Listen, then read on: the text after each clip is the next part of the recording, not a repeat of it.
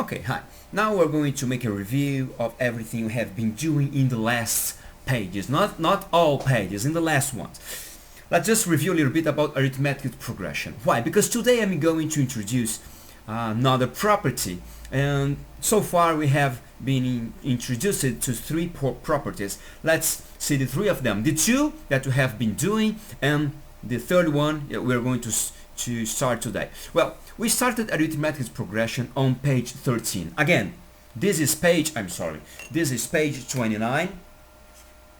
Just like in a book, okay? Of course, we have the files that are at YouTube, but more important than that, I'm writing the number of pages, so we can just know. I'm going to make reference like, oh, this is on page 17, 18. Much easier than to just say which file it is.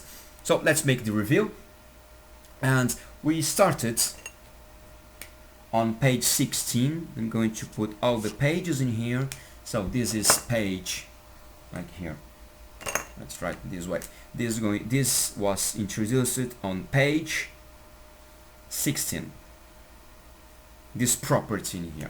It is the general term property. Well, we have seen this property, general term, a sub n, it is a1 plus number of terms minus 1 multiplied by d. And d in here, if you remember, it is a common difference.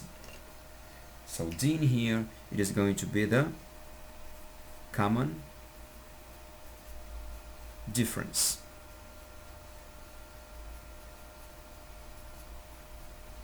And if you remember, the common difference, it is what is being added or subtracted from each term. And if you remember, and you have to excuse me, but I am an engineer, and as you should know, if you don't, you're going to discover right now that engineers love to put everything on charts. Why? Because charts are very easy to see numbers, right? When I just present to you a bunch of numbers, maybe they don't have meaning for you, but for instance, when I just write to you and I'm telling you that an arithmetic progression, once you put this, like this is a1, second term, third term, fourth term, fifth term, and if I tell that if the first one in here, the second is going to be in here, the third, the fourth, the fifth, everybody it is going to be on this line. And that is the beauty, in my opinion at least, of the arithmetic progression. And the arithmetic progression, it is going to form a line, okay, straight line. Why? Because there is a common difference. Why?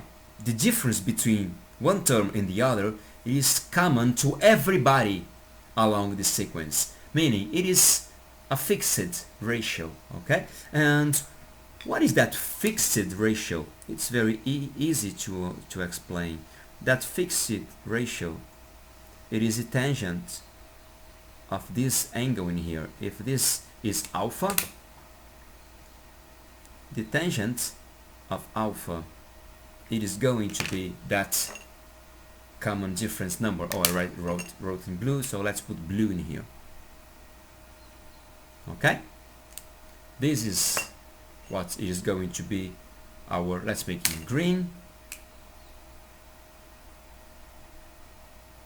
And if you can see from this line in here, you see that it is constant, right? It doesn't change that angle, of course not. The angle would change if we did this. Well, that would change the angle, right? Or maybe like this, okay? The angle would change. But if it is a straight line, the angle it is the same, meaning the angle with horizontal is alpha, alpha, always alpha. And this alpha, it is what it means when we just write our common difference, okay? That is why arithmetic progression are aligned. The representation on a chart, it is always aligned. Well, we have seen this way to represent the general term, and let's suppose we just have two terms in the middle of the sequence. This is not going to help us because we don't know A1. Then there is another one that I presented to you that sometimes I prefer to use much more this one. B is going to be any term inside that sequence. And now, well, B, it is going to be a term, and also N. But you have, every time you write an equation, we have to give instructions how to use. Well, we can use this one as long as B smaller than N. Okay, and this one maybe it is for N greater than 1. Of course, you're not going to have zero term. Then it is greater or equal than 1. In the case that N must be greater than 1, cannot be 1, well, you must have to know how to find out N equals 1. Maybe it's given or there is some other route, but you have to obey. If it's telling us N greater than 2, you cannot put 1 in here. Okay? Or N greater than 5, you have to obey.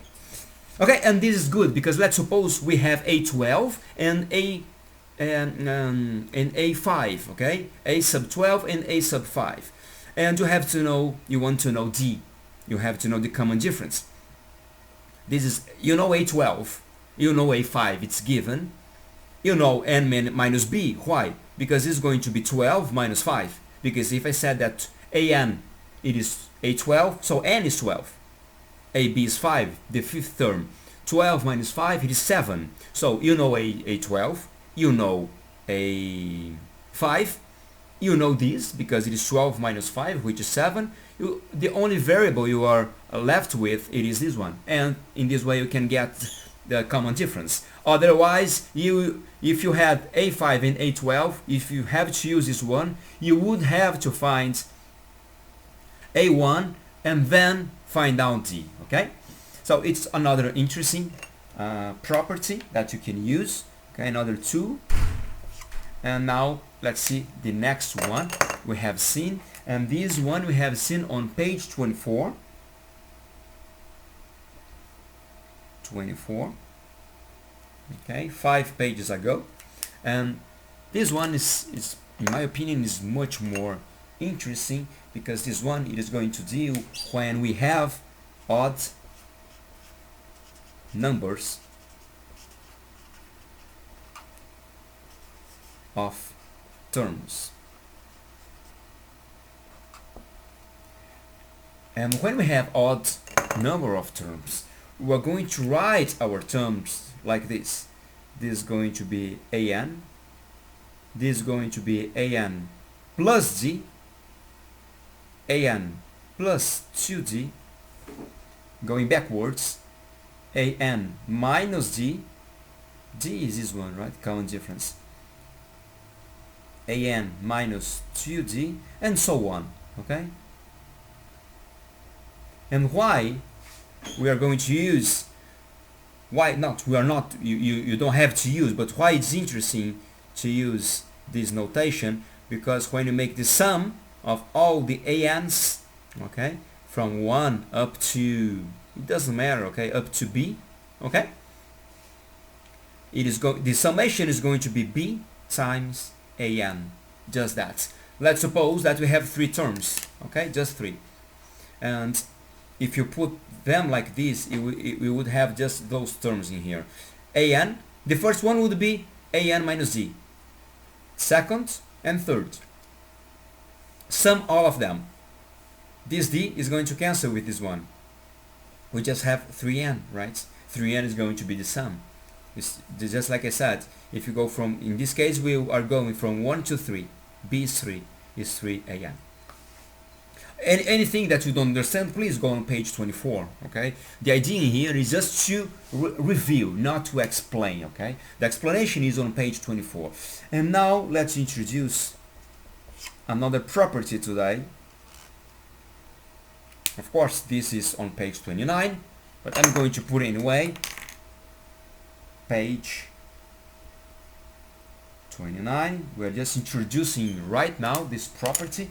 And this property is very interesting because this property, it is going to explain to us that each term, it is the average of the surrounding terms. Okay, now let's put this in a better view. I'm not going to write with this color because it's a different property that we are introducing right now. I'm going to write like this. This is new property. Let's go. It goes like this. Each term of an arithmetic progression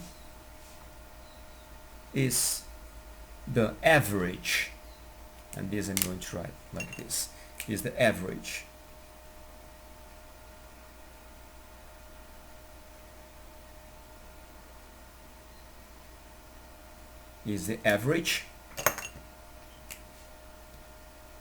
of its surroundings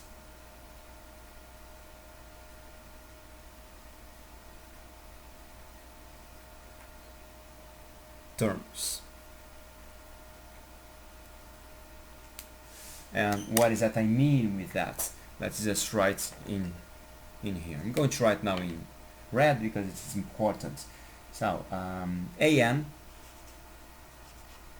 it is going to be the average of the previous one, which is AN minus 1, plus the next one, the following one, AN plus 1. And of course we're going to divide this by 2. That's how we make an average, okay, with 2 terms. And that is what I just wanted to show you today. And following, we are going to have some exercises. This is the new rule, okay?